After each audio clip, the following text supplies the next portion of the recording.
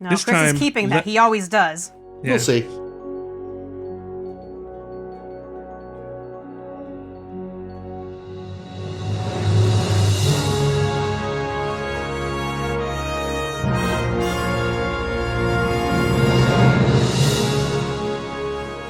Hello, and welcome to A Star to Steer Her By, a Star Trek podcast. Whoa. This is episode 106. Nope. Close. 206. Yeah. And my name is Jake, and I'm joined by... Chris? Ames. And Caitlin. This week, we're going to be discussing 2 episodes of Star Trek: The Next Deep Space Nine. Whoa. Accurate. 106. We'll be talking about the next episodes of Deep Space Nine from the ones we discussed last week. Code of Honor and Inner Light. That's right. What an interesting mix. That would be a freaking emotional roller coaster of a week. Honestly, I'm not as good at remembering, well, anything as you guys, but especially not episode titles. Those are ones I knew that I could whip out. So. Yeah, DS9, I'm struggling to remember episode titles, and I know they're only going to get more and more innocuous. Yeah, they like to get like a little literary with it too. Yeah. They'll drop references. Looking ahead at all the Voyager episodes, they're almost all like one-word titles, and I'm like, oh, I'm not going to know any of these. Oh, Lord. Anyway. What episodes did we actually watch? The ones that we watched this week were, in no particular order, In the Cards and Empok Nor. Oh, that order. Yes. But first we'll be discussing the first one, which is Empok Nor. In retrospect, I probably should have said that one first. In Give Jake Empok too much Nor. power. It's true. Should never let me do this. They've already tuned out. All right, anyway, in Empok Nor. Well, the space station's all goofed up. The Chief and Nog are crawled into a tight space trying to fix some garbage. Don't call quarks some garbage. That's rough. Yeah, apparently there's some power, some kind of power converter that's on the fritz.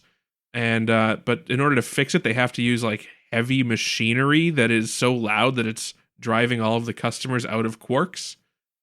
I imagine it was just to piss off Quark. Probably. After all that just as they finish it up, they find out, oh shit, it's actually more broken than we thought. And O'Brien goes to Cisco. He's like, yo, boss, things ain't working so good. We're going to need to replace a bunch of this shit, but it's going to be really hard to get replacement parts unless we go to the other identical space station that to this one that we've never mentioned before. Typical Cardassians.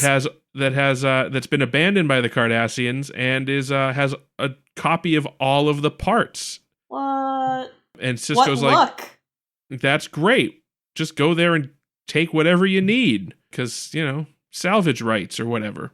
So they do, but before they go, they get a little crew together, couple security guys just in case, because Cardassians are known to booby trap stuff when they leave. They bring a couple engineers. Nog comes along armed with a giant rifle. Hot. Like bigger than him. Like huge. And of course, if you're going to go to a Cardassian space station, well, you got to bring a Cardassian. So Garak joins. This week on Everybody Trusts Garak. Yeah, for some reason. We've been told not to trust Garak by everyone. He told us not to trust him. But then he tells us in this episode how much everybody fucking trusts him these days. And he finds it disconcerting. You should. Bad news for those people. Because as soon as we get to the space station, some bad shit goes down. First of all, some cryogenic, con pods activate and release a couple of Cardassian super soldiers. Whoopsie. Garak gets some naked time goo on his hand. Some naked time. Also, he gets some goo on his hand. He gets some naked time goo on his hand and promptly goes crazy. But that instead of getting drunk, this goo makes you violent. Makes you violently xenophobic. It's nicknamed QAnon goo. So what's O'Brien's excuse? I was going to make an O'Brien joke. Hey, QAnon goo is also good. So he basically decides that, he's going to kill the rogue Cardassian super soldiers because killing's fun. But then he's going to, why stop the fun? Well, let's kill all the humans too. And Nog. But then he'd be trapped on the station. That's a bad plan, Garak. Well, it wasn't really his plan. He was just going mental from the drugs. Yeah. So that's what happens. And there's, they're basically having to, the other four characters, the four unnamed characters, well, they are named, but the four characters we don't know are promptly dispatched. And then, the runabout also got blowed up. Nog gets kidnapped by Garak and held prisoner. And then Curly has to MacGyver himself a mine bomb thing. I love that we call him Curly now. It's Smiley. That's true. He wasn't smiling this week. No. On the inside, though. he blows up Garak. Doesn't quite kill him, which I guess is good for Garak, but whatever. Somehow, we don't really see the resolution, like how they got rescued or anything like that. But they're back on Deep Space Nine, and Garak's been purged of the goo, and he's back to normal. And he's like, "Oh, I feel bad about that guy I killed." But could you tell we're his still wife friends. I'm sorry? Yeah, that's what happened. Does that cut it? Ugh. So they claim that he broke 4 of his ribs with the bomb. But considering where the bomb was, he also lost a nut. Because it was between his legs. You can't tell me there wasn't some ball damage. How do we know he has nuts? Yeah, I was we gonna don't know say. how Cardassians are. I bet he doesn't. I bet there's no nuts. Or they have like an armored nut satchel. Yeah, with Like spines. He's like an armadillo down there. That's right. There's plates. I mean, really, the human system is pretty bad. It's terrible. I always think that. It's like, and it's the most painful. Well, actually, that makes sense, though. The fact that it's the most painful thing, that's how you protect your balls. You have no other means of protection except for really not wanting ball pain. So I don't know how true this is, but I've heard that the reason why a lot of mammals have external, or a lot of male mammals have external gonads is for temperature regulation. Yeah. It's too hot inside. You can't get them. You don't want to get them hot because it'll cook the sperms or whatever. Yeah. I don't know. Yeah. But we know that Cardassians are possibly cold-blooded, considering the whole lying on the rock thing that they like to do. Yeah. I mean, I like to lie on rocks, too. So maybe Pretty sure I'm Well, warm-blooded. The Ames' cold-blooded joke writes itself, so I won't bother. I love you. I love you, I Caitlin. love you, too. So I don't know. Maybe they have a different situation down there. We don't know. Maybe. Well, if he didn't have a different situation, he does now. Yes. I guess. Have you ever seen a bowl of SpaghettiOs, kids? Oh, Oh, no. God. Another way this ending could have gone was he goes like full Rutger Hauer at the end of Blade Runner.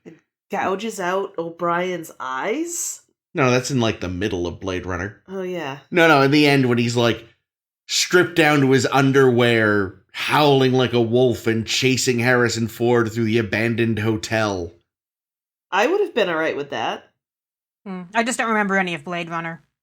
I'll say that the metaphors in Blade Runner were far more subtle. Oh my god. Okay. Here's what pissed me off, because otherwise, like, there's some good stuff in this episode. There's some fun stuff in this episode. About halfway through, I'm sure Jake started noticing me, like, cringing and flailing and flipping tables because I just got so angry at the Kotra board.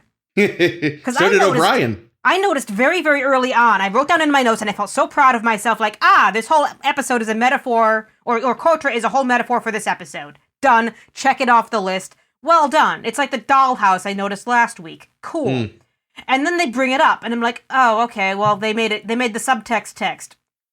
Great. Well, Time whatever. to double down. So much for that. And then they mention it like 15 more times, and I got so angry that they couldn't just let the metaphor work on its own. They had to make sure to mention it every chance they could of, oh, O'Brien, it's like you're playing Kotra with me. Oh, I've snagged another one of your guys, like in Kotra. The only way it could have been less subtle would have been if O'Brien was able to disable him by smacking him in the face with a Kotra board. It was too much. Like, I also the subtext is now fucking supertext. Yes.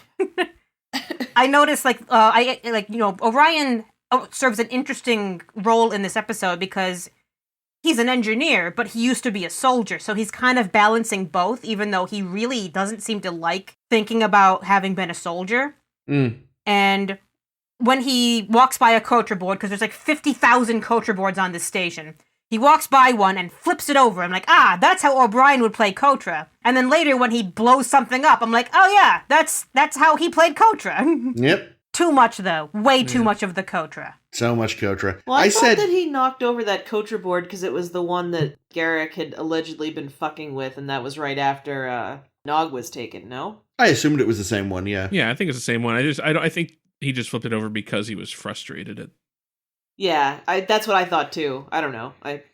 But he was also your move, O'Brien. Sick of the metaphor. Too much metaphor. I was saying recently, it may have been on just an earlier episode, but I was saying to somebody like, my God, can we just please pass a law that no one is allowed to use chess as a metaphor between enemies ever again? It's overdone. It is. It's lazy. It becomes lazy after a while, too. Like, writers are very specific when they're including details in their work. Like, anytime that they mention something that's, like, reminiscent of the thing that's going to be the theme of the episode, you're like, they did that on purpose. I get it. But this one, it's like, let's do it on purpose, and then keep doing it, and then keep doing it, because we think you're stupid. Being fair, the average person maybe wouldn't get it without being... Well, they don't have to get it. They just have to kind of... You feel it more than you get it sometimes. That's true, yeah. I was half expecting, like, there to be this lesson where somehow Nog-esque actions end up saving the day, but no. Oh. No, just... Poor Nog. Just straight aggression. Yeah, well, I guess setting the trap the way he did was clever. O'Brien's trap? Oh yeah, no, it was definitely clever, but it wasn't like... Because the whole thing with Nog's strategy had been sort of, regroup and protect. Mm-hmm. Which seems very Ferengi. Yeah. We learn, not this episode, but the following episode, he keeps all his money under his bed. He's an idiot. Yes. But yeah, you kind of figure like, oh yeah, you protect the one thing that you really want. But yeah, the thing I was reading about this episode is that Andrew Robinson wasn't really a fan of his portrayal this episode. And I think a lot of it is because he'd for years, for like 20-something years, he'd been trying to distance himself from the Andrew Robinson plays serial killers typecasting, thinking it was just way too Scorpio in Dirty Harry. Did he play a lot of serial killers? He at least played that one, and that was a very... Yeah, it was a pretty iconic... Yeah, to put him on the map. From which? Dirty Harry, the first one. I've never seen it. So Jake and I watched it the other night, because I said, I want to know what Andrew Robinson is referring to, because I'd never seen Dirty Harry. I don't care for it. It is very much a, like, boomer wet dream. There's more laws to protect criminals than there are people. Thing. You can just, a good cop is one that just runs around and fires wildly into crowds. Yeah, I saw it for the first time a few years ago myself, and I was similarly unimpressed. Yeah, I just got distracted by all the plot holes. But no, apparently it was also very controversial at the time, and it's apparently like in the early 2000s, it made its resurgence, basically, which seems backwards to me. But yeah, at the time they were like, wow, police brutality is bad. And now today it's like, we love this movie. It's a classic. Yeah, I again, early 2000s, I can see why people were suddenly on into this right-wing lunatic. Cop worship at the time. Yeah, but also, like, I just didn't understand Andrew Robinson's character Scorpio in the movie. In this episode, you at least kind of see he's planning things, he's using strategy. He's very Cardassian about the whole thing, whilst in Dirty Harry, there didn't ever seem to be method to his madness. I haven't seen it in a while, so I don't remember a lot of the finer points. I mean, he was just a crazed killer character, He was kind of, I feel like the character is kind of supposed to be modeled off of Zodiac. Yeah. Oh, yeah, that makes sense. Scorpio, it takes place in San Francisco as well, so it's not exactly subtle. But, like, I feel like they made him too crazy. If they were Scorpio really going- or Garak? Scorpio. Okay, yeah. Like he just did crazy off the wall shit. Also, every cop except for Harry. Harry was completely incompetent. That tracks. Like, and even Harry, like they lose him. They like have him so many times during that film, and then like he just runs away. There's no strategy. Like they knew, like there's this one scene where they're like, okay, we have a good feeling that he's going to go to this exact rooftop and try to assassinate somebody with a rifle from this exact rooftop. So we'll set up on an adjacent rooftop and then shoot him when he's up there. But they didn't like put anybody, near in the exit. building? Yeah, like there was no plan B. And of course they failed to shoot him and he got away. Well, I actually thought, again, I'm not remembering Dirty Harry well, but I did enjoy what Robinson did in this. His hair was pretty. He had very pretty hair. Well, I think he sort of, he built well. Like, you could sort of see the gradual increase to the crazy until by the end he's just completely nuts. So he didn't You're go talking from... about Empok Nor? Yeah. Oh, okay. Sorry, yes, in Empok Nor. I think he did a good, I think he did a fine job, even if he wasn't pleased, I guess is what I'm saying. Because he ramped it up in a nice gradual way. He didn't go from, like, 0 to, woo! Like, you can see the stages building up. Oh, yeah, I agree with that. Yeah, but just knowing that when Andy Robinson saw the script, the first script, and was like, oh, no. Oh, no, not this. But a later draft, I guess he said, was better. Like, they actually built on the O'Brien Garak. Because the two of them, they don't talk an awful lot. No. They have kind of Julian in the middle of them, so they don't talk an awful lot. But you kind of see, like, there's a weird tension between them, and not just because of Julian. But it's kind of interesting, and they built that, which is cool. You could say that they form an Eiffel Tower relationship. Oh, no. Yeah, I was just going to say, it makes sense. You don't really want your wife going shopping with your mistress. I don't know who is who in this case, but my. I do like that they talked about Julian a bunch, and then, like, Garak's like, oh, Dr. Bashir, blah, blah, blah. And I'm just like, man, the audacity of this bitch to bring him up. How dare you? Isn't there a Seinfeld where George and Elaine somehow end up alone together at the diner? Ew. And they realize they've, like, never had to have a conversation without Jerry there? So they have no idea how to talk to each other? I mean, that sounds right, because I can't imagine anyone else willfully being friends with George. Yeah, but that's like true. neither of them... Or they, willingly, I should like, say. they realize the only connection between the two of them is Jerry, and they're just like, hi? Yeah. I think I think Jerry that's come really up is before. Jerry is the carbon rod moderator in that reaction, right? Because everybody is connected to Jerry. Yeah. Even Kramer, like, he's just Jerry's neighbor. Yeah. All hail inanimate carbon rod.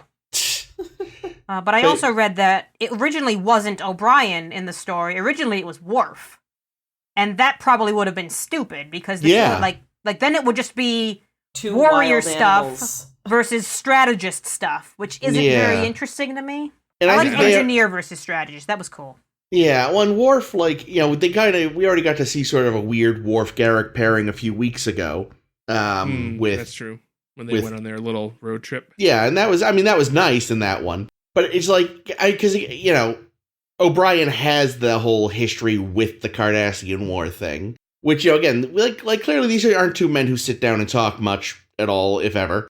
And I think there probably is, even without the drugs in him, a part of Garak that kind of would like to either Have Julian all to himself. Yeah, would like to either pick O'Brien's brain about it, or at least maybe wheedle him about it a little. Yeah, he's a wheedler. Yeah, compare notes. And it's like, this is, again, probably one of the first times they've been, like, thrown together like this, and it is evident immediately that the chief doesn't want to talk about the war. Mm-hmm. It's something that he has clearly tried to eschew a lot. He doesn't even want to play Kotra. No. Except that he does. I find it really interesting that, that O'Brien, like, we already knew that O'Brien was on Setlick 3 and there was an incident, but the way it's presented here is like, O'Brien, whatever O'Brien did on Setlick 3 was a big enough deal that, like, he's known. He's a known person. Yeah. And he's known for, as the hero of Setlick 3 or whatever, which, was probably just some hyperbole that Garak threw in. Mm. But I feel like whatever O'Brien did on Setlick 3 was perhaps downplayed previously. Mm. And that, it might have been more massacre-like. Ooh. Yeah. Yeah. Ooh. Yikes. Because, Garak is like, how many Cardis did you kill, or what, So yeah, he says, I lost count, or what did he say? Something like that? He didn't keep track. Just kind which of means... hard... Sorry, go ahead. No, go ahead. So, which means he totally knows how many he killed. Oh, God. They haunted he's got his notches. dreams.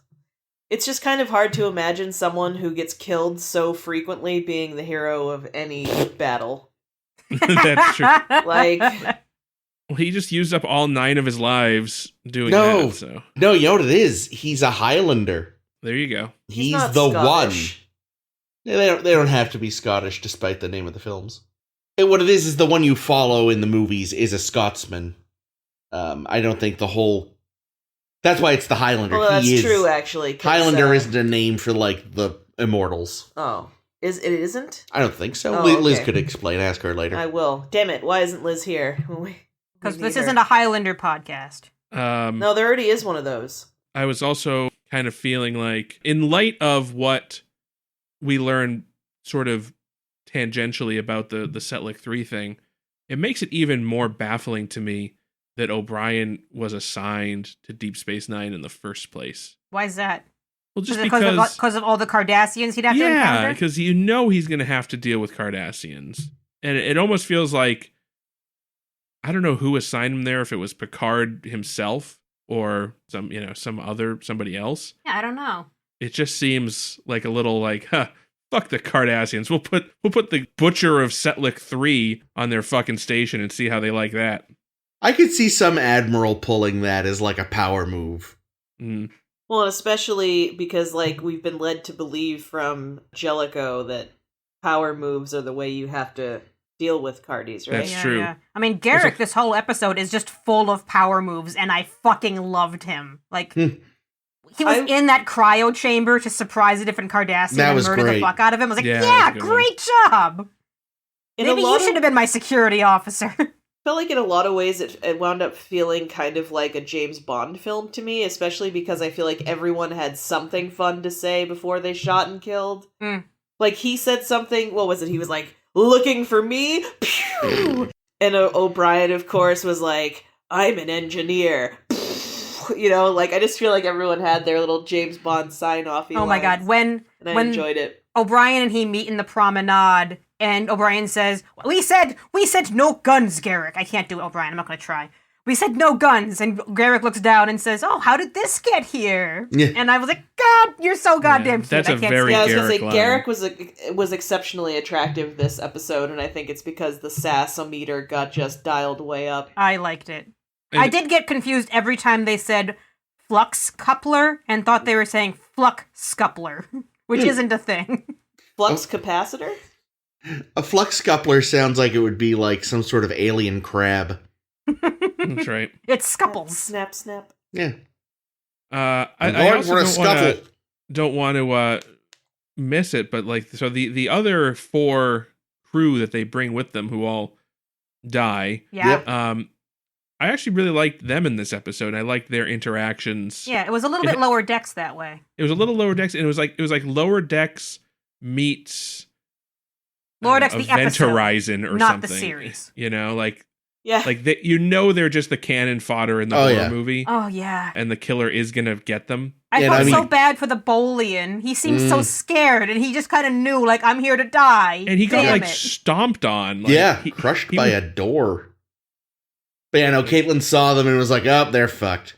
Yeah. Well, and it was such a bummer, too, because like you said, Ames, it felt very Lower Decks, like the episode, and I was like, oh, at first I was like, I had these two feelings very quickly. My first feeling was, oh, cool, we're going to see how the other half live. And then I was like, oh, We're and gonna how see they how they die. die. Shit. Yeah.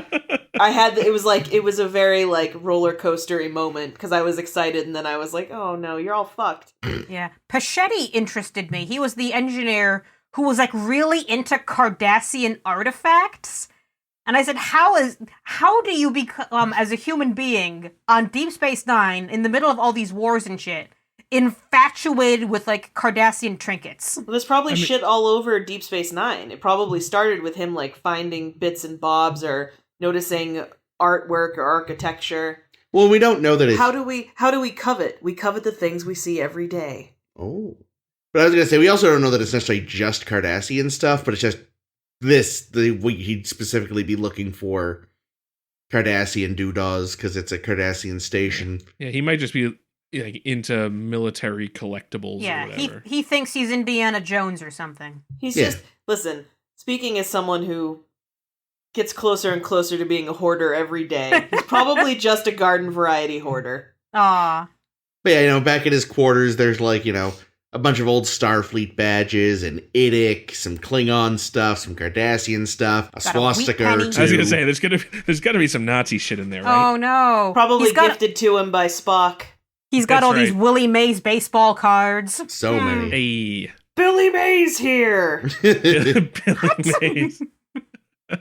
Oh, rest in peace, Billy Mays. Yeah, I don't know. I like that they put little touches on these characters. Like particularly Pachetti, because not only do we get that part, we also he's also really jazzed about going on this mission because he gets to carry a phaser, which and as an engineer he doesn't get to do. And then we see the two security officers that are kind of douchey, and they're like, huh, let the professionals handle it. And then they die first. It was 1 and 1, and then 1 and 1. Oh, okay. Because Yeah. I was gonna say, I know that the lady. I think is it Pachetti that dies first? So Pachetti gets yanked through the window and is killed off camera around the same time that Stuzoff the woman is thrown off of the promenade. I was so sad. I was like, with her especially, I was just like, all right, maybe they won't all die. Oh, there she goes. Shit. Oh, whoops. I did also read. So there's the scene where we're just listening to Amuro talking with Bokta. And Amuro's just telling an old story about, oh, it's so sad that Stalzoff is dead. She and I used to play game or something or other together. And all we used to play Katra. Yeah, basically. This whole episode is Katra, by the way, if anyone hasn't picked up the subtext. It's text now. It's weird, though. She used to try to win by falling off a balcony, and I just... That's a weird strategy for Kotra. But yeah, perfect, you kind of half hear it because it's like sort of background, but if you listen, because I tried to pay attention to as much of it as I could. Yeah, that whole section was not written to be heard. Like, they wrote it as just, background noise that they thought wouldn't be picked up as just, like, mumbles and shit. And then when they listened to it, and they realized, oh, Amuro calls the Cardassians spoonheads. Yep. And we're not...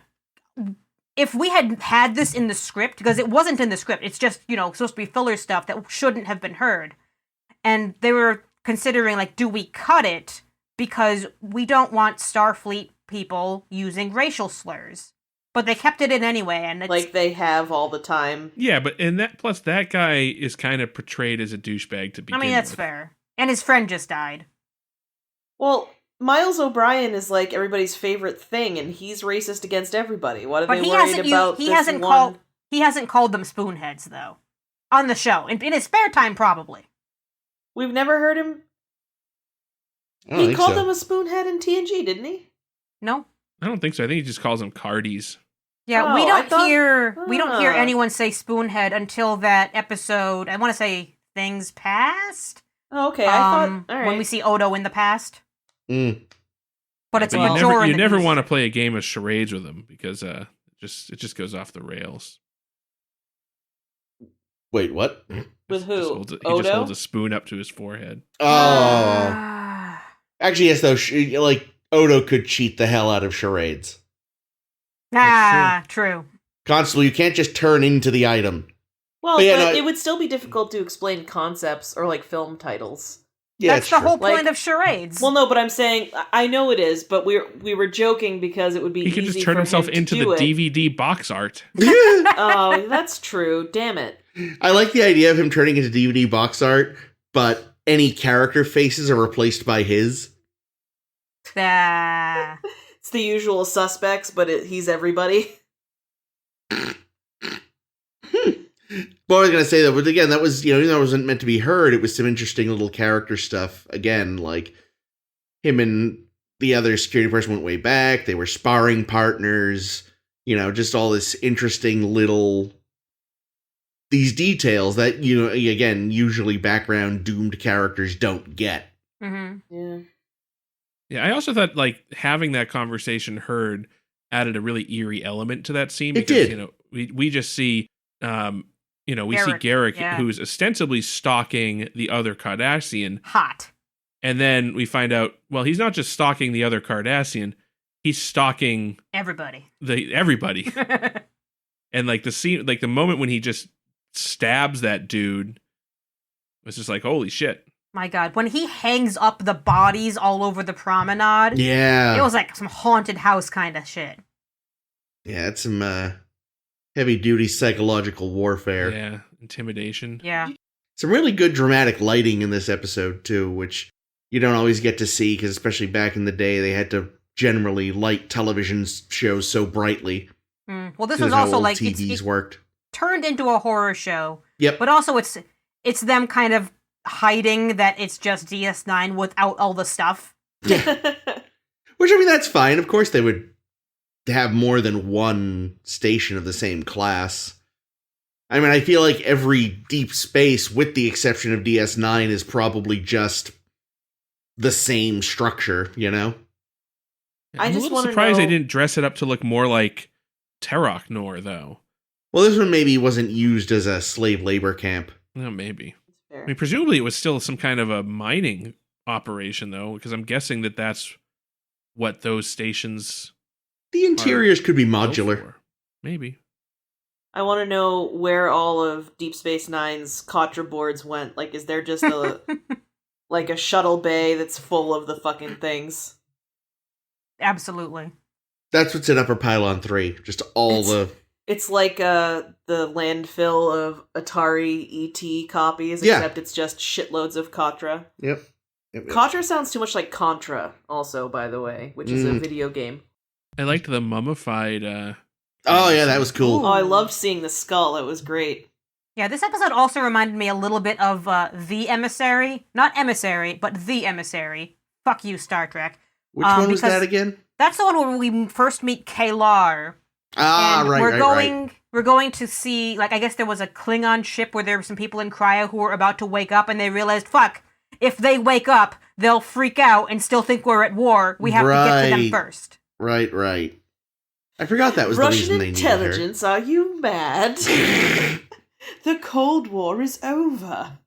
What is that from? Austin Powers. Oh, Christ. Why does it always come back to Austin Powers? Because That is it's a an fucking excellent great question. movie. Yeah, really. Actually, what it is I've just been cherry picking things to discuss a couple weeks in a row to make it feel like we're still recording 2 episodes a day. Ah. Get some of that old feel back. Yeah, are we ready to move on from board games to card games? Hey! I see what you did there. Did it! From cardy games to Sure. card games. That's good too, I like that. All right. Chris has well, his choice of titles for this week. It's true. No, you already In- have one, in- didn't you? In Nah, I the was kidding. cardies. Oh. What was it? Anywho, No, we'll tell you when we get yeah, there. in our next Oh, episode, Christ. that we'll be discussing this week is in the cards. Everyone's a little down on the station. Everyone's Oh. feeling a little sad for different reasons, but mostly it's just stress and bullshit. Dominion people killing us. Dominion, there's a war going on. Nothing that anybody listening to this now could possibly relate to. Mm-hmm. So in any case, Jake recognizes that, man, my dad's been pretty down. I should do something to cheer him up. Well, it just so happens that Quark is hosting an auction, and one of the items is a chest containing, among other collectibles, a 1951 Willie Mays rookie baseball card. Rookie From- OxyClean card. Yes. Yeah, I want them to. So I want somebody to edit this episode to make it about a Billy Mays collectible. Oh God! I see what you're the doing one now. that could do it. I mean, But anywho, so he says, "Oh, I'll win it, but because I'm in Starfleet, I don't have, or not. He's not in Starfleet, but because I'm human and we're big socialists. I don't have any money, so Nog, can I have some of your money and all of your money? Yeah, all of your money, basically." And he talks Nog into bankrolling this project. So they go to the auction, and they're outbid by some random dude. And they're like, well, maybe we can make a deal with that dude to buy the card off of him directly. And then, they meet the guy, and turns out he's this kooky inventor who believes that you only die because your cells get bored. Cellular ennui, he calls Yeah. it. But he's invented a contraption to prevent that. It's Netflix for your cells. Yeah. And of course, Jake and Nog are like, man, this guy's nuts. And he's like, but listen, I will give you the card for free, but you need to help me get all this, some equipment to That's help not free. To complete my project. That's a trade. Yeah. And so Jake and Nog reluctantly agree. Then they go on this, this fetch quest around the ship. That's exactly what I was thinking. To get all this stuff. And, no self-sealing stem bolts. Yeah. I thought of that as well. But each person that they need to get something from, they do something nice for that person. So like, O'Brien, they need something from O'Brien, and they're like, listen, we'll finish this work for you so you can go have some time off in the holodeck. And, they go and they steal back Bashir's teddy bear from Lita and make him happy. They fix up Worf's Klingon opera recordings to remove the noise, and Jake writes a funny speech for Kira to give. So basically, they've done nice things for people, and then they get the parts that they need to give to the good doctor. Meanwhile, in the B plot, Kai Wynn is aboard, and she's there to do a dirty. She's there to create, to try and get into a non-aggression pact with the Dominion, and Sisko, who just, a month ago was telling the Bajorans, don't join the Federation, just gets this surprise Pikachu face when she's like, yeah, well, the Federation isn't going to defend us, so we might need to explore other options. That's the perfect way to phrase that, Jake. So Wei-Yun shows up and has, productive discussions with the good Kai. And for once, Kai Wynn isn't a total bitch. Yeah, no, she's genuinely like, what do I fucking do here? Yeah, it's like, what's best for my Sisko, people? this is your fucking fault, asshole. Bajor is doomed no matter what. I mean, we kind of have to accept that. Yeah, but anyway, the plots meet, interestingly enough. Yeah. Because Wei-Yun can hear the machines that the good doctor's working on, and kidnaps him and takes all of his stuff, and he's convinced that it's some sort of that he was lured to Deep Space Nine by Kai Wynn to do some kind of something to hurt him. We don't know what, but he kidnaps Jake and Nog and is like, "Hey, I know that this was all a setup by Sisko to fuck with me. I know what you've been doing, so just come clean and tell me." And Jake, for some reason, makes up this ridiculous story about He's a writer, of course he would. Willie Mays is a time traveler from the future, and they were going back in time, and they were trying to get the baseball card to try and find him and stop him from destroying the space-time continuum. Wei-Yun isn't picking that up, but eventually he listens to the story about the cellular boredom, and he's like, that sounds interesting. I'd like to subscribe to your newsletter. Yeah. Match made in heaven, the two of these guys. The conclusion of the episode really is they get the baseball card and make Sisko happy. Everybody else is happy because Jake and Nog kind of did stuff for them. And the Doctor and Wei-Yun are beginning a romantic They're endeavor. the happiest. Yes. Yeah. So really, the point is this kind of silly plot was really just a roundabout way of cheering everybody up. Yeah. Yeah, and also giving us a bottle episode because it's the end of the season and we're out of money. Yeah. Yeah. Yeah, but we get like two of our favorite guest stars, which is nice. Yeah. Wynn and Wei-Yun. Yeah. Yeah, they're fun. They're a lot of fun. That sounds like a real win-win. Yeah. I don't know. Sorry. Yeah, I guess the writers wanted to do another scene with the two of them together, but ran out of time. Yeah, as I say, it would have been nice for them to have more. I loved their interaction that they had, where she feels his paw, and she's like, "We're nothing alike," but she says it in the classic Kai Wynn way, where it's like it's friendly and nice, and she's gutting you with a smile. But you're on her side this time. Yeah. Are we? I don't know. The thing is, there isn't really a side. Because we know why. Why is this her responsibility to make this agreement with the Dominion and not Shakar's? Was my question. Have you seen Shakar? He tried to handle it, but he sent a note that was like, "Dear Dominion, do you like me? Check yes or no." No, I love it. No, Shakar, he sent out a thing to the Dominion that was like, because of bad press Kofifi. I mean, I think because the Dominion knows that at the end of the day, the Bajorans are more loyal to their religion than they are to political factions. Plus, they probably figure, in the long run, if they can seduce anyone to their side with promises of things, it's her. Yeah, and she was also the one that negotiated the deal. She was instrumental, I should say. She didn't negotiate the whole deal. She worked with Brainless Bareil. Brainless Bareil. Yeah. To negotiate with the Cardassians. So that's true. Yeah, but she wasn't supposed to. Bareil was supposed to. Yeah, that was kind of. But even then, he's stance.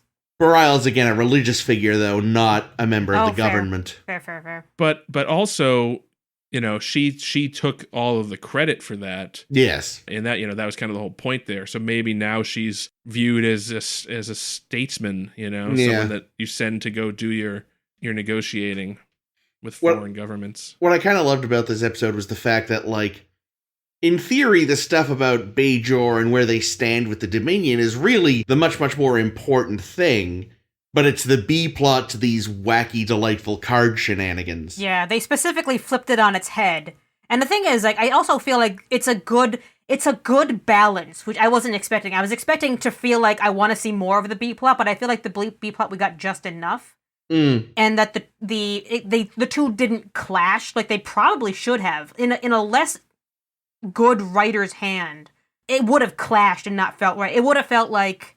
Was it last week? No, a couple weeks ago when Eddington dies, and then we go back and watch Ferengi bullshit, and I was, like, punched in the face by that. But I felt like these actually worked together in a way that wasn't distracting. Well, and the fact that they dovetailed, which was the last thing I expected. Baby with a gun. Yeah. It was like, oh, well, this just got extra special wacky. And yeah, I did love that, Jake tells the truth. They don't believe him. He tells the world's dumbest lie, and they're like, the world's best short story. Yeah, they're like, never mind. You were telling the truth the first time, weren't you? Because that's just insane. Aw. Yeah, I'm going to surprise you all and say I actually mostly liked this one, which I wasn't expecting to because it is quite silly. I know. Jake, Ames has been replaced by a pod person. I think you might be right. Pod people. Well, but no, I actually understand that just because this episode, while it is certainly a light episode in terms of the tone and there's some silly stuff, there's a couple stupid stuff, but yeah, there's some really stupid stuff, but it's not done in a way that makes you do a lot of cringing. Or no, that's true. You know what it is? It's so earnest. Yeah. It does, because Jake is doing this for the purest reasons, and Nog is like the most supportive friend, and it's the sweetest thing to watch them do these very nice things, to watch like the brief ending montage of everyone having a nice day.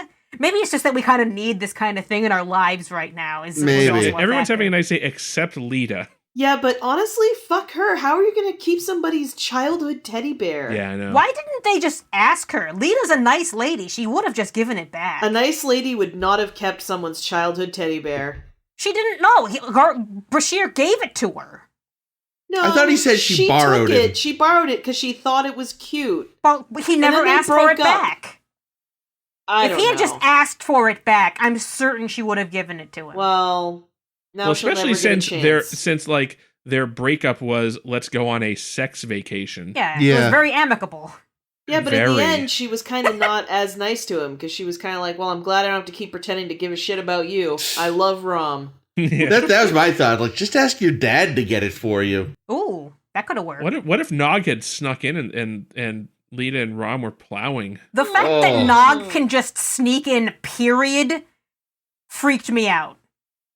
Like, he just crawls into the room, steals the teddy bear, crawls out, and I'm like, you can do that in anyone's room in DS9? I don't like this. I was also disturbed by that. I mean, it might be because, a couple things we know about Nog. Number one, when we're introduced to him, it's because he's stealing and like lockpicking and sneaking into places he shouldn't be on the station. So he already knows how to get into places, and now he's also, as a Starfleet cadet and, having worked on the engineering team, probably has even more access than he did as a kid. Yeah. It's still weird. I do like that this is the first time we've seen that the chief has gone kayaking and not fucked something up. Yeah, he comes back uninjured. Like, he walks out of the holodeck and he's not going straight to the infirmary. He's like, oh, kayaking. Yeah. Does he I like also that he gets all suited up in his wetsuit and stuff too. Say that again, Jake? He got all suited up in the full wetsuit, so he takes it seriously. Something for the ladies. Ugh. Am I right? So I like the teddy bear. Does anyone else think that a derelict ship was maybe on its way to see Kivas Fajo when it got fucked up? Derelict ship? Yeah, what do you derelict ship?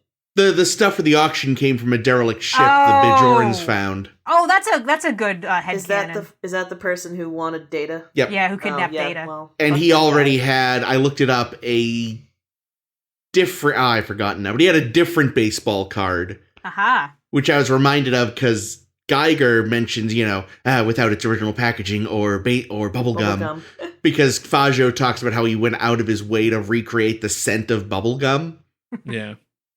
So, as far as I'm concerned, some or all of that was en route to him before whatever went wrong. Can you imagine how horrible 400-year-old bubblegum would be? It'd probably just break your teeth. Actually, if it's anything like the bubblegum that usually comes in baseball cards, not much different. It would probably be exactly the same. Yeah, like I said, you probably break your teeth.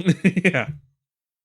I want to know why that Kai wanted that shit so bad, or whatever he was. Or the Vedic. Yeah, Vedic. Sorry. Well, there was other stuff in the chest. Yeah. There was some Bajoran artifact in there. Yeah, Jake mentioned there was some Bajoran. What I want to know is why Geiger wanted it so bad. Because it was never plain what his main interest was. True. Yeah, does anybody remember what the other stuff was in the chest? Well, there was, like you said, there was the Bajoran artifact. The card, the chest Vulcan itself. Thing. Yeah, Vulcan something. The chest itself was very attractive. I'm thinking it might have been the Vulcan thing because that could be science-y. Yeah, that sounds like them. That's the kind of weird thing when you sell a pack of things that don't go together at all. And everyone just wants one thing from the pack. It's like, you could have just broken this up, Quark. I love that Morn bought like a black velvet painting. Yeah. Apparently it was very hard to source a black velvet painting. Because everyone was like, oh yeah, we'll just go grab one at the store. Oh, there's like none. I'm sure they could have got it from the Museum of Bad Art. What is a black velvet painting? I don't think I noticed it. So it's a notoriously tacky. Yeah. Like it's a painting. But instead of painting on like a regular canvas, you paint on it's stretched around as a canvas, but it's black velvet fabric. And the traditional art that you would paint on black velvet is a portrait of Elvis, hence the Velvet Elvis. Really? Yeah, I guess one of the writers had a Velvet Elvis, and they wanted to use it and said, no, this isn't going to make any sense in the show. It's class. Like it is the gaudy. It is the epitome of tacky art, and I know that I don't know they're just not at the Somerville Theater anymore, but I don't know what the deal is with the Museum of Bad Art, but they used to have several Velvet Elvises. Sounds right. Well, listen, I'm not saying that you've just given me my next crafting project idea, but I am taking notes. I've actually, in trying to find examples to show Caitlin, I found a couple of different ones of matadors Ooh. which I that think sounds much is more what interesting than Elvis. Morn had gotten. I thought it might have been a matador. Yeah, it kind of looked like that. I didn't notice what it was a painting of. Like, I actually have a photo here that I think maybe it's a stock photo, but it might actually be specifically the one he got. I don't know. I know they had to rent it because they just couldn't find a black velvet painting. That seems insane to me that they weren't able to find one. Yeah, like anywhere in Los Angeles. I guess like the internet wasn't really big yet, so you couldn't exactly just go onto a forum and be like, "Hey, anybody got an Elvis?" Yeah, I guess. But you just feel like, again, it's LA, it's the mid 90s. I feel like you could go to any like shitty little junk or thrift shop and find something. Yeah. They did have to find a company that creates replica baseball cards, which is a thing people do evidently, to make enough. the Willie Mays card. I guess the actual card is valued at something, at the time, I don't know what it is today, but at the time was valued at something like $20,000. Jesus Christmas. Wow. That sounds like about 5 bars of platinum. So I actually was going to ask, because I'm a nerd, do we know, like, because there's strips and bars, and what's the other thing? Slips, strips, and bars. So slip is the smallest, I believe so. then strips, then bars. And we know from the auction that there's more than 25 That's actually inconsistent. strips in a brick or whatever the fuck. They fucked it up in this episode because I think it's supposed to be 20 strips per bar or the other way around. I forget which is which. Whatever they were using, they actually got the math wrong. Huh, okay. And they blame Quark. They say, Quark. He's just trying to make an extra buck. Or maybe it's not a fixed thing. Maybe like there's it changes based on like the market that day. Yeah, maybe there's an exchange rate between because a strip, a slip, and a bar are different physical things. So unlike like with gold, it's priced by the ounce, and it's made into bars and different and coins and things like that. But it's still sold by weight. Right. But with gold press latinum, maybe with the fluctuations in the latinum price or the latinum content, who knows? I don't know. So apparently in 2007, that Willie Mays card sold at auction for $93,000. Whoa. To Nog? Damn. Now I wonder though. To Avery Brooks. That'd be brilliant. I wonder though how much the prop card used on Star Trek Deep Space Nine would sell for at auction. $92,000. $90. Yeah. I would Somewhere hope on it says like this is a fake or something. Well, I'd imagine, you could probably, maybe they kept it in the, Oh, yeah, the little display unit that it was in. they built for it. How much bubble gum does it come with? None. Remember, he said it didn't have any. It's true. Yeah, Does it smell like bubblegum? Forgery like that, I'm not surprised that they would have to print something on it specifically, just like with fake money that they use. Yeah, there's probably some sort of thing they put on. If not a blatant, this is a fake, some sort of special, marker somewhere so that, collectors know, look out for this. This means it's a prop replica. Yeah. Yeah, they do that. It's funny because I'm sure nowadays you could just, with a good enough printer, just print one out. Especially if you're going to slap it in plastic like that. Yeah, and if it's only being seen over TV. Yeah, and it was never looked at super closely more than 2 or 3 times very quickly. Yeah, I was going to say, we do get one good shot of it near the end.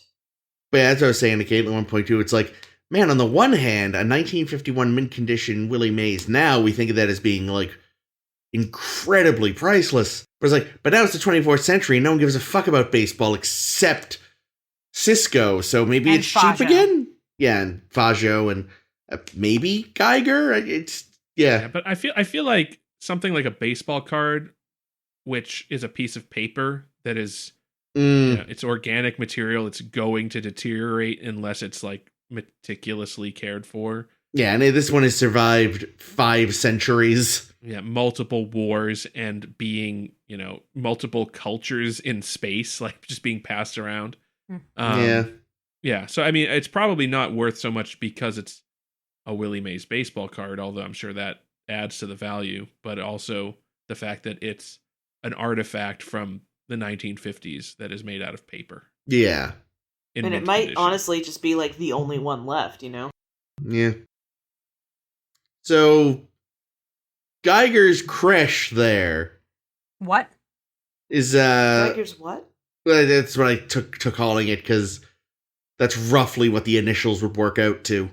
God, I don't like Chris. What are you talking about? His Chamber. capsule thing. He's a delightfully weird fellow. His whole bored cells thing, which isn't even his theory, which is even crazier. Oh, he's nuts. He's out of his fucking mind. Someone else thought this up, and he was like, that sounds like a science. He's made up that he's being chased by people that clearly don't exist. Oh, yeah, I wanted to hear more about them. Yeah. What were they fucking called? It was like the soulless something of orthodoxy. Yeah, the minions. The minions of orthodoxy. Minions of orthodoxy. Yeah. I want them to have their own episode. Yeah, well, I was kind of hoping that it turned out that it was actually true that the Dominion were actually the soulless minions of orthodoxy. Because that feels like a good way to describe them. Yeah, like that's not their actual name, obviously. That's just what he's come to call them. Yeah. But they actually, they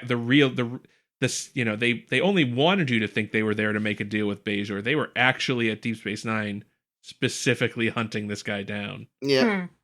But it was not to be. Yeah, Wayun and him are best friends now, and it's very cute. Yeah.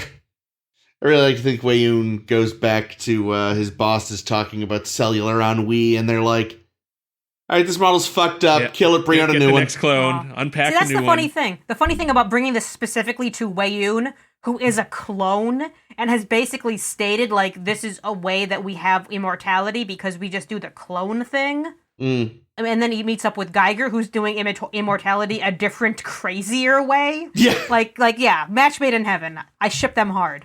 Yep. Same. Yeah. I liked Jake Sisko's me IRL moment when Geiger asked him, like, do you want to die? And he's like, not really. He's got a good pitch, that Geiger. I did read that originally Geiger was meant to be trying to, in the original script, to resurrect his dead wife using like a piece of whatever flesh, like her ear or something that she had left over. God. Yikes. But the writers like bring this back to Moore and say, yeah, that's not going to work because that would make him a sympathetic character, and we don't really want to care about him. We kind of want sympathetic anyway because he's nuts. Is that sympathetic? He's fun because he's nuts. Yeah. Like, no, I just kind of feel bad for him. Honestly, I was a little sympathetic towards him. Really? Yeah. He seemed happy he wasn't enough. doing anybody any harm, really. He's just cuckoo, and I was just like, oh, he's a poor guy. What's crazy, though, not crazy, but what's funny about, I think most funny about the Geiger character is that, the pseudoscience that he was peddling is 100% realistic in the realm of bullshit pseudoscience that you could imagine. Yeah. Like I could totally picture somebody today selling a personal regeneration chamber which stimulates the mitochondrial entertainment centers of your body's 1.2 trillion cells. It plays Kotra with them. Well, I mean, let's get on it right now. The problem, of course, with this guy is like, there's so many stories that are blatant lies, but he was so nuts, people are like, that sounds believable. But, like, supposedly fucking Michael Jackson slept in a bariatric oxygen chamber because they thought it would help him live longer. Yeah, it didn't work. Jesus. That's the thing. He kept going on about how he was going to live forever. It's like, well, I mean, what you're saying is you won't age or die of that, but I mean, nothing's to stop a shuttle from exploding. Like what did in your predecessor. That's not how do you think Michael Jackson died? No, I'm just talking. I know. Well, that's what kind of spurred it on. I mean, he died of an overdose. Which wasn't it an overdose of his sleeping medication? Something like that, yeah. That he probably... So apparently his bariatric chamber wasn't a good sleeping environment. No. But, the guy keeps talking about how he can make people immortal. It's like, you can make them immortal in some regards, but until you can find a cure for exploded shuttle. Oh, you said shuttle. I heard shovel. Oh, I got very confused. You could beat him with a shovel, and that would probably... and explode. Yeah. Like O'Brien but does honestly, when he plays though, board games. Here's what we need to do. We need to send this episode to Gwyneth Paltrow. Because it'll be the if we want this product to become a reality, that's what we do. Yep, we need a goop entertainment chamber. Goop troop. She'd have to add some special attachment to clean the yoni, though. Maybe it can be a cell entertainer and yoni cleaner. I've only heard her refer to it as that, which is why I said it. Oh my. I'm surprised you listened this much to Gwyneth Paltrow, Chris. Oh, no, I don't. It's just from reading articles making fun of her. Awesome. Other people that call it yoni are definitely people who believe that getting sunlight on your perineum is good for your health. I like to sun my yoni. Get the fuck out of here. That's a good way to get chafing later. Just feels like it's a part of the body that does not see sunlight. You feel like it's it would literally just where the sun don't shine. Yeah, that's what they say. There's an expression. Just feel like it would be sunburn central. It would be really Speaking of uncomfortable. chafing, I wanted to bring up the stupidest part of this episode, and that's that Ronald D. Moore named Geiger specifically for the Wizard of Oz pun. Yeah, literally everyone, read the script and then watched the footage and said, you have to cut this. It's really stupid. It's really stupid. It made me vomit in my mouth a little bit. It's so dumb. But really Moore, dumb. Yeah, Moore would not budge. What did I miss the pun, or what was it? Lions and Geigers and bears. Oh, that, yes. Oh my. That's the thing. We had actually been talking about the fact, that can't be his real name. That's such a dumb name. It's like, oh, you named him this just so you could do that, didn't you? Yeah, I thought it was Geiger, Geiger counter or something, and I was like, that's stupid. And then I was like, oh. That's stupider. Even worse. It is terrible, but credit to Lofton for how well he delivered the oh my. Well is the word we're going with. Well, there was nothing wrong with the delivery. The line was stupid. The line is real stupid. I don't think I could have delivered that with a straight face. I think no matter how hard I tried, my old eyes would have tried to roll out of my head. And the fact that he was able to be like, oh my. He should have ruined the take so that they'd have to cut it. Yeah. He probably did the first 30 times. Just farted every time he said it. Actually, I don't think I understand the reference when he says, I want to go beard the lion. Yeah, I've never heard that expression before either. I didn't get around to looking it up, so thanks. I didn't even know the lion was gay, so. I think it just means go, because it's not just beard, it's specifically beard the lion in his den. I think it specifically would mean you go and you fight a lion on his home turf. It is a real idiom. They didn't just make it up for the episode. No, I didn't think they would. I just assume it's not an idiom that's used a lot. Yeah, it's apparently from the first book of Samuel, chapter 17, verse 35. There you go. And it means what? Just to confront someone on their home turf. Oh, so you were right, Jake. Oh. Yeah. But yeah, it was really? But again, it's basically they had to find a lion idiom so they could do their stupid joke. I hated it. Yeah. Normally I'm a big fan of Ronald D. Moore, but today, that one line makes me just not. Yeah. I hate the line, but I give the bastard credit for being like, nope, keeping it in, because I love it. It's my fucking dream. I'm putting it in. I also wanted to call. I really liked the actor that played Geiger. I thought he did a good job. Yeah, we're gonna see him in Voyager a bunch too. I think he's also he's one of Ronald D. Moore's go-to guys too. I feel like because he shows up. I feel like he shows up in Battlestar. He has a major role in Caprica, the Battlestar follow-up. What do you want to see in Caprica? He's the cop. He's the cop in Caprica. I feel Cop? I feel like he reminded me of the actual time traveler that we saw that time. Rasmussen? Yeah. Yeah, at first Caitlin's theory was he was a time traveler. Yeah, I thought he was pulling a Biff and like stealing the Willie Mae card so we could go make some bank on it. Ooh. But I guess that doesn't make sense because he obviously already had bank in the present because he bought it for 10 bars of latinum. So Rasmussen's plan was to take artifacts from the future back to the past and invent them. Mm-hmm. Yep. But if he really wanted to just get rich, he should have just taken some baseball cards to the future. Oh, yeah. That's pretty good. Well, I've always said, if you have access to a time machine, you go to the supermarket, you buy yourself like $20 worth of spices, go back to 1600s Spain, get an armful of gold, and then return to the present where you either melt down the gold or you just sell your antique mint condition Spanish gold. Yeah, but here's the thing, though. Here's the problem with all that time travel. If you go back in time to any period in the past, you're bringing so many fucking viruses and shit with you that they have no antibodies for. That is true. No. Like you would go back in time, then you'd come back to the present day, and you'd find out that the entire human race was wiped out by, I don't know, The common syphilis, cold. super syphilis. You'd have to have syphilis when you travel to the past to give people syphilis. Nope. This guy had syphilis. What do you mean, nope? Nope. This is time travel. Oh, good. But It Fucking doesn't. temporal Time mechanics. travel isn't real, and syphilis is now something that spontaneously is created in the time travel process. I mean, look, I see. here's the other thing. If I'm going back in time to sell spices to that hot bitch, Queen Isabella, we are gonna fuck. That's And true. they didn't have good condoms back then. I am gonna give her I syphilis. mean, the lover's pox. Chris is his own grandpa.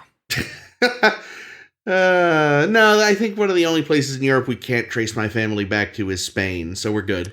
Yeah, but there's a thing where like almost anybody who is of European descent is related in some way to like every royal that exists in any point in history in Europe or something. There's something like that. Like anybody of your, like I know for a fact that there is an article I read where they said that if you have any European descent, then you are by definition a direct descendant of Charlemagne. Well, so actually I read about that too once, and I guess that is a little more iffy just because they found a lot of people were just claiming they were descended from him with no real proof, so... Yeah, I wouldn't doubt that. But it's also, I mean, it's also not necessarily like genetically proven. It's a mathematical proof. I see. Oh. So it's based on, you know, reproduction rates and Charlemagne the fact- fucks. yeah. Well, if anybody, like, if there is one living known direct descendant, like that can be proved out with an actual lineage, all you know, then because of the time that has passed, you know, the math basically shows that everybody that is from Europe would have to also be related. Fair enough. I want to know what percentage of people are related to Victor Hugo. Allegedly, Victor Hugo would fuck like 9 times a day, often with different partners. Yeah, we talked about how What a horny he weird was. guy. I just want to know, like, how did that affect the Everyone world? is either descended from Charlemagne, Victor Hugo, or Genghis Khan. I almost said Gilgamesh. That's not right. That's not right at all. Not quite.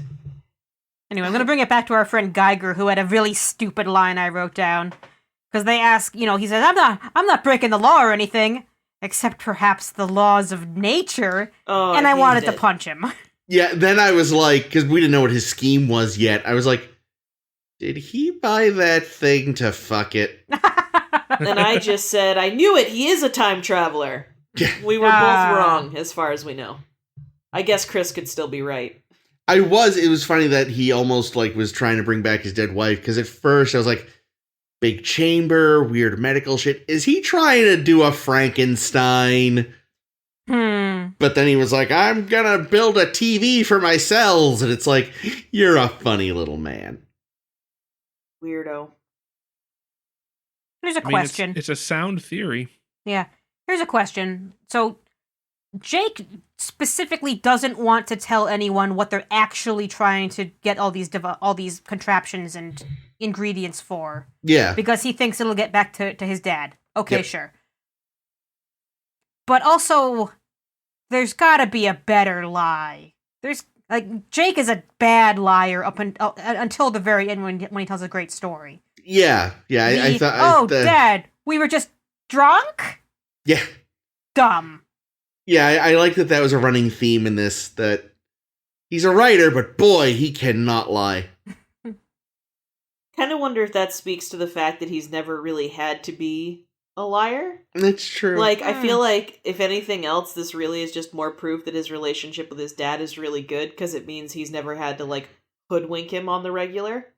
Yeah, like, I'm sure there's some little white lies here and there, especially in the early days of the Nog friendship, but yeah, overall, you're right. I feel like their relationship is probably mostly true. Yeah, that makes sense. I like that. I was like when he tried to be all slick and wrong with Bashir, who's just like, what? No, I'm thrilled. I finally have time to do my research. Really use Kukalaka, though. Yeah. I like that we see Kukalaka. Yeah. That was kind of nice. Apparently they had like I'm going to call it an audition, because why the fuck not? Sure. Because I guess one of the writers, or one of the people on the team, I forget who, brought in a bear, and they're like, yeah, it's a cute bear. Let's see some more bears, though.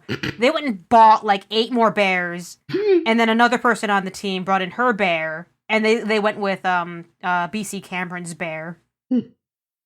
Well, yeah, because it had to be, like, older looking. You couldn't just buy, like, worn. a brand new, fresh from the shops teddy bear. But Something This is a he's teddy clearly bear that- slept with. Yeah, that he's carried around for, his entire vast 30 years. Oh, it's so old. Anything else? But No Jedzia this episode. Or the Oh. last one, right? She was there very briefly during the, like, oh wait, it's too loud at Quarks scene. But yeah, she was Oh, yeah, that's right. When they went in and then they were like, how Yeah. about Klingon? But yeah, I felt her absence from especially the party was very conspicuous. I Like- recently started following Terry Farrell on Instagram. Neat. Yeah. Very nice.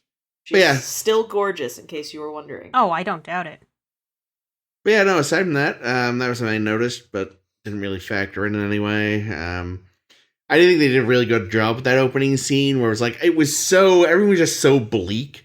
I was half expecting this was going to be like an episode we're going to flash back to see what led up to this. Ah. And it was just, nope, everyone's just miserable because everything sucks lately. Maybe they're Yeah. sad because Pichetti, Bokta, Stotsov, and Amaro all died the week before.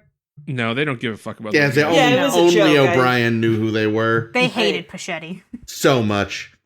Says he's Just too many tossed the S down in name. Kardashian contraptions. But man, talk about like O'Brien's engineering crew. They don't have a long life. Kike, Yeah. a couple weeks ago. More than a Now couple it's- weeks ago, but Now some other one's got the flu or whatever, which is why he's got to do this recalibrating.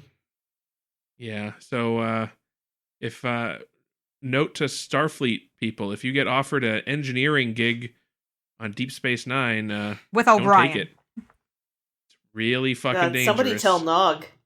Oh no. He's in danger. Yeah, why is it his job to help engineering all of a sudden and not Rom's? Well, they just seem to be having him like do a little bit of everything Yeah, as he's on, part like, of his work work study. study. Got to be a renaissance Ferengi. I hope he's working with that Klingon chef. Ooh. So he can pick his major. Oh, we didn't hit this on is like whatever his core classes. we didn't hit on whatever you said you were thinking about for the title, Chris. Oh, I joked to Caitlin I was going to call it Lions and Geigers and Bears. Oh God, no. And I tried to talk him out of it, but he just won't. He won't let it go, so. No, you know me. I like stuff that applies to both episodes when possible. I think any of the stuff you guys said earlier is much better. Oh, good. Take that, Ronald D. Moore. Oh, there's the title.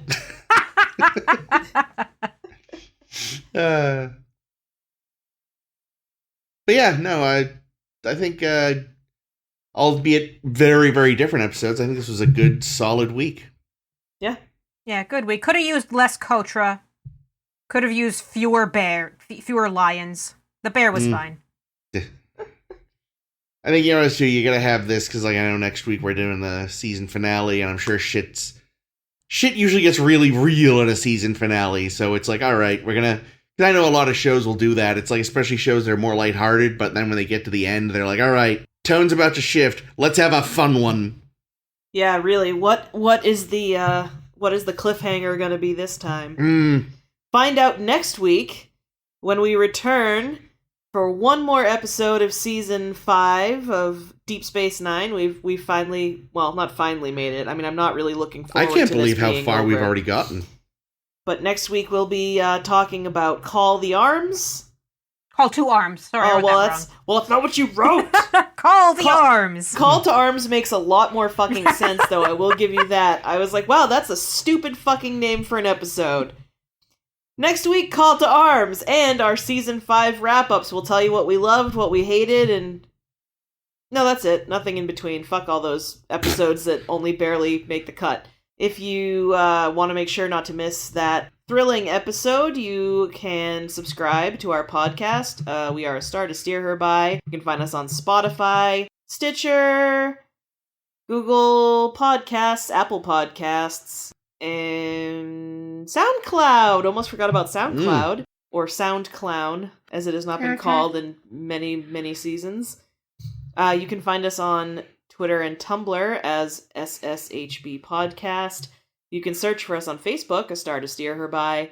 We are also have a website at sshbpodcast.com, where you can check out our articles that folks have written about, who's the worst admiral, and what ship is the least ugly, and where does Wesley get those damn ugly sweaters. We also have our fan fictions up there, as well as previous season wrap-ups, so if you want to see if you want to play along at home and guess which ones we liked and disliked by, triangulating results from previous seasons, well, you go right ahead. Use a flux scoupler. I know we're all looking for something interesting to do at this point. Entertain yourselves. Yeah. But yeah, thank you for joining us. As usual, I have been Caitlin. I have been Jake. This has been Chris. And this is always Ames. Rule of acquisition number 229. Latinum lasts longer than lust. Gross. Good night, Seattle. We love you.